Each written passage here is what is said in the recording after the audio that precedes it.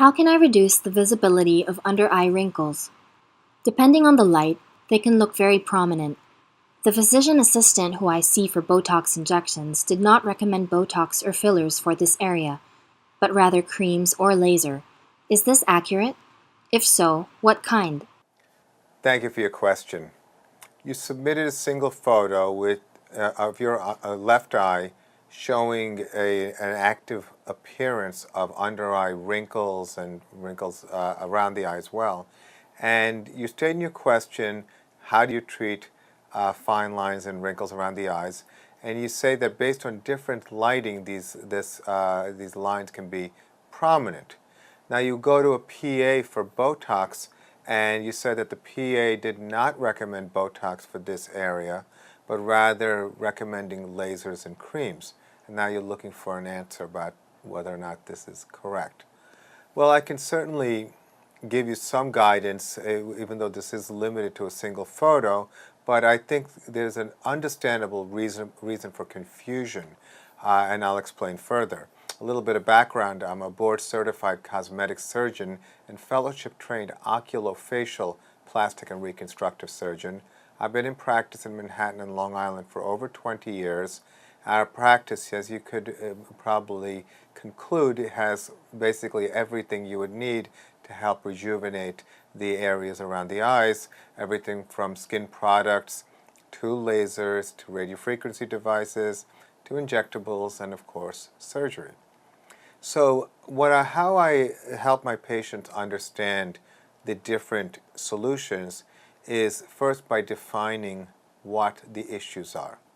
So when you talk about the area around the eye specifically, you're basically, when you're concerned about lines, you're looking at asking the following.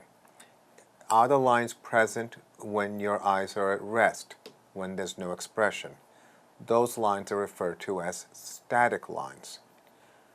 Are the lines present when your eyes are activated in terms of the muscles around the eyes?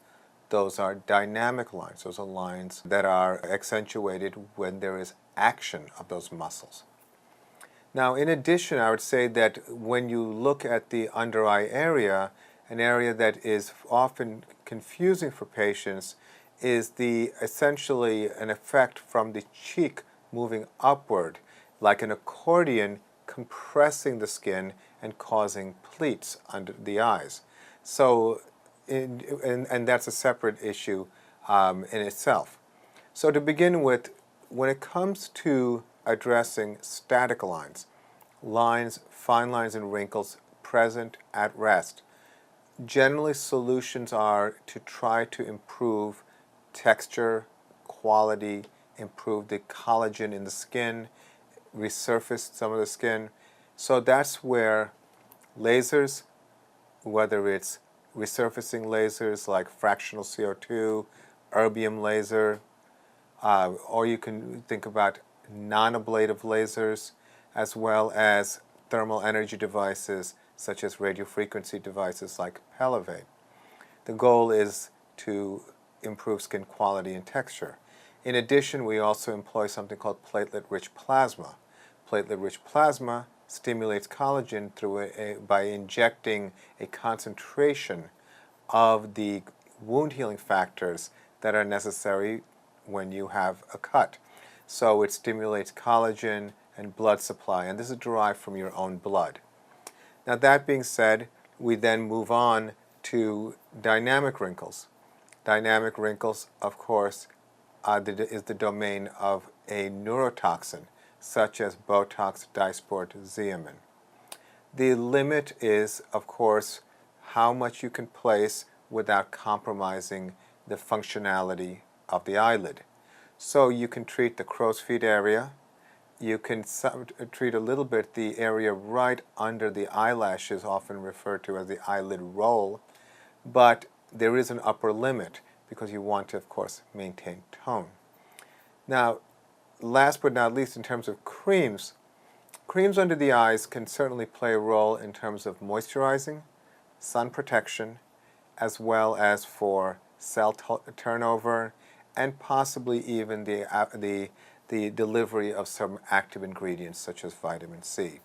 basically helping through a topical application, some of those variables that essentially protect, moisturize, and has some therapeutic value, but is probably the least effective when compared to other modalities, but certainly have an important role in terms of long-term maintenance. So, in order to really ascertain what is right for you, you have to have a proper discussion about this with whoever is providing you with your skin care or dealing with the eye area, and to understand this distinction. Very often people will go to ancillary or support service doctor extenders in busy practices like a dermatology practice where PAs, nurse practitioners are there to help provide services that the doctor is too busy to provide. And I'm not saying that's necessarily in your situation, and it's certainly not in any way to offend nurse practitioners or PAs, but it is very important to have a proper understanding of the physiology and the issues that are relevant to your situation, and to have a proper treatment plan. In the modern world, we are seeing a lot of solutions being thrown at potential consumers, and competition in messaging that is completely missing the necessary understanding of what is in an individual's best interests, as opposed to selling certain various types of devices, injectables, etc. So it can be certainly very, very confusing, and I can understand the origin of why this question is coming up. So again, I would say meet with the physician, a dermatologist, cosmetic surgeon, oculoplastic surgeon, plastic surgeon, just someone who has a lot of experience in helping people in the eye area, and learn about these options and understand what the realistic outcomes will be.